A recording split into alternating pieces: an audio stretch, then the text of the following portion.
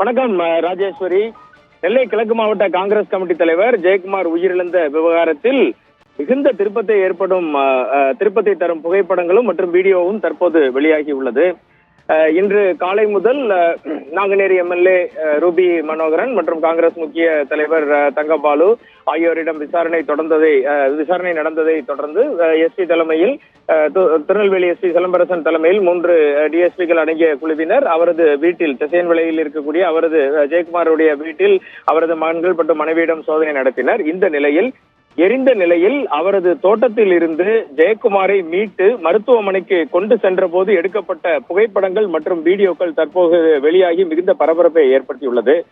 இந்த புகைப்படம் மற்றும் வீடியோவின் படி பொதுவாக இந்த புகைப்படம் மற்றும் வீடியோவை பார்த்தாலே அவர் கொலை செய்யப்பட்டது சடலத்தின் புகைப்படம் வாயிலாக தெரிவதாகவே நாம் ஒரு முடிவுக்கு வர வேண்டியிருக்கிறது. ஜெயக்குமாரின் முகம், கழுத்து, கை, கால்கள் என அனைத்திலும் இரும்பு கம்பிகள் சுற்றப்பட்டு இருக்கிறது. பிரேத பரிசோதனை அறிக்கையில் குறிப்பிட்டபடி வேறொரு இடத்தில் ஜெயக்குமாரை இரும்பு கம்பிகளால் கை கால்களை கட்டி கொலை செய்து பின் காரில் அவரது வீட்டுக்கு எடுத்து வந்து வீட்டு தோட்டத்திலே எரித்து சென்றுள்ளனர் என்பதாக தெரிய வருகிறது. கடந்த 2ஆம் தேதி காணாமல் போன ஜெயக்குமார் 3ஆம் தேதி அவரது மகனால் உபரி காவல் நிலையத்தில் புகார் அளிக்கப்பட்டு 4ஆம் தேதி அவரது தோட்டத்திலேயே எரிந்த நிலையில் சடலமாக மீட்கப்பட்டார். இங்கு குறிப்பிடத்தக்கது.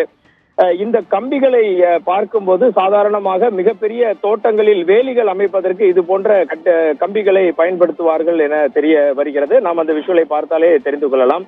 இது தவிர நாம் ஏற்கனவே குறிப்பிட்டபடி அவரது வயிற்று பகுதி, இடுப்பு பகுதி அனைத்திலும் இரும்பு பட்டை போன்று கட்டப்பட்டுள்ளதையும் இந்த வீடியோக்களில் இருந்து நம்மளால் காண முடிகிறது.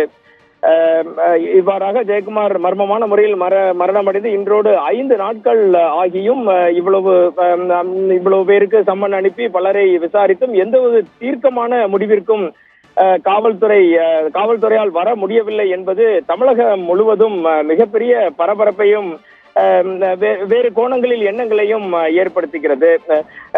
உடற்கூர்வு ஆய்வுக்கு இன்று வெளிவந்து விட்டது.